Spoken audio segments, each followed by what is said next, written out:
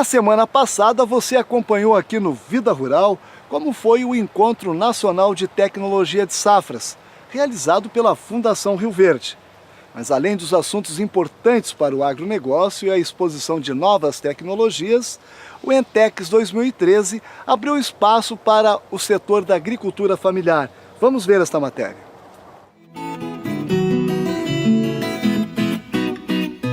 Outra novidade que movimentou o Entex 2013, Encontro Nacional de Tecnologias de Safras, realizado pela Fundação Rio Verde, em Lucas do Rio Verde, no Mato Grosso, foi a vitrine de tecnologias apresentada pela Empaer, empresa matogrossense de pesquisa, assistência e extensão rural, em parceria com a Embrapa Agro Silvipastoril, voltada para a agricultura familiar.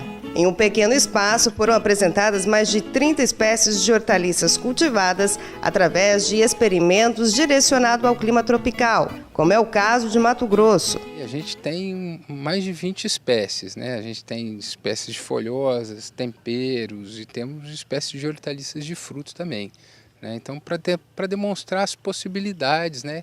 O que o pequeno agricultor, o médio agricultor, enfim, o produtor de hortaliças pode estar plantando na região. Neste experimento foram adaptadas técnicas trazidas de outros locais.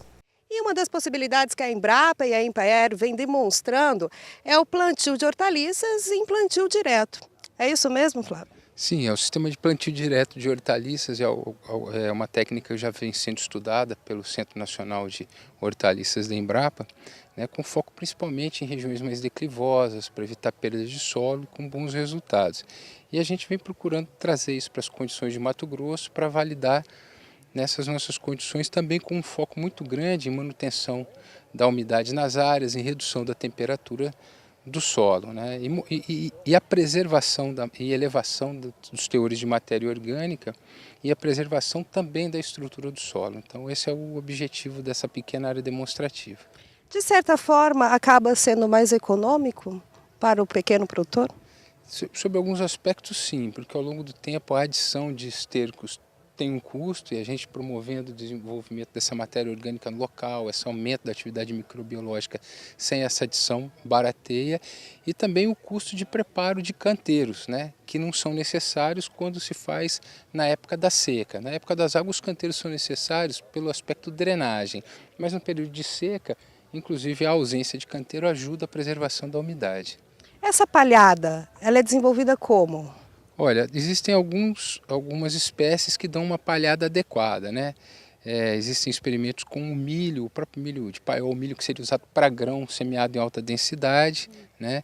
O milheto e a Braquiária rusiziense. São as palhadas que a gente vem mais trabalhando. Isso na prática, como que o agricultor faz então? Ele tem que promover o plantio da espécie que vai ser a cobertura com antecedência. Então cada espécie tem a sua época adequada, a sua antecedência prevista, e também tem que deitar essa palhada, né? Tem que dissecar essa palhada ou roçá-la num período também prévio para que possa depois fazer o plantio da hortaliça. Então tem que existir uma programação, né? É sempre interessante que ele tenha uma área que é necessário que se faça a rotação de cultivo, que se faça repouso, e nessa área ele esteja preparando a palhada para o próximo plantio.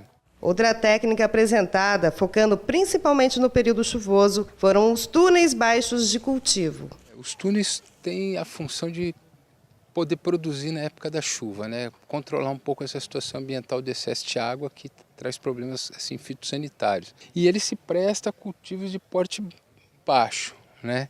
Então, para as folhosas é bastante adequado. Só que tem que se fazer o manejo correto. Essa é a grande limitação do túnel, é isso que a gente está demonstrando a técnica aqui, mas sempre é importante alertar. Então, quando não chove, o túnel deve permanecer na posição da lona recolhida, para que não aqueça e para que também não barre muito a radiação que chega até as plantas, né?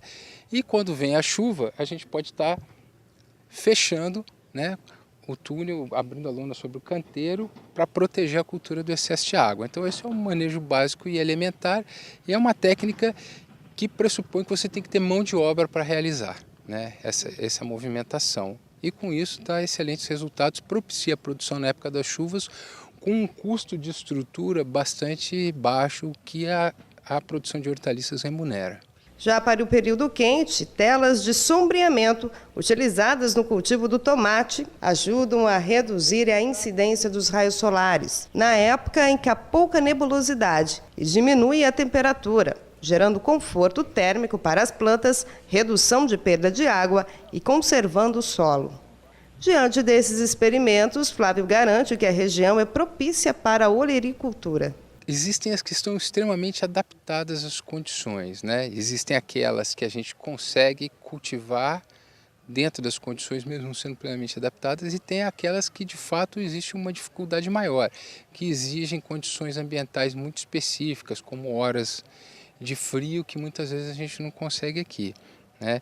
As hortaliças adaptadas a um período chuvoso intenso, que tem menos problemas fitossanitários, costumam ser as com melhor desenvolvimento. Eu vou citar algumas que a gente já vê uma adaptação e uma produtividade muito boa na região: batata doce, né? Abóboras híbridas ou abóboras secas, outras variedades, né? Tem muitas variedades de abóbora, quiabo produz muito bem na região, melancia. Então essas são as que realmente numa estação chuvosa vão bem. Numa estação seca, um grande número, né? A gente tem uma janela de seca boa, então aí entraria jiló, berinjela, pepino, tomate, as folhosas. Então aí nós temos uma grande gama. O que a gente tem limitação são com hortaliças que precisam de um período frio, né, para desenvolver algum órgão, ou para florescer, ou para desenvolver um tubérculo. Essas a gente tem limitação, uma vez que a gente tem temperatura elevada o ano inteiro.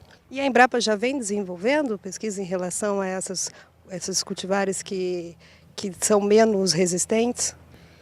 Olha, essa questão de desenvolvimento de variedades, ela está muito focada no Centro Nacional de Hortaliças em Brasília. E existe sim sempre uma busca por materiais que se adequem a regiões, né, que são menos aptas, assim, não especificamente hoje para a situação de Mato Grosso, mas para as regiões quentes, para adequação, né, de alguns materiais.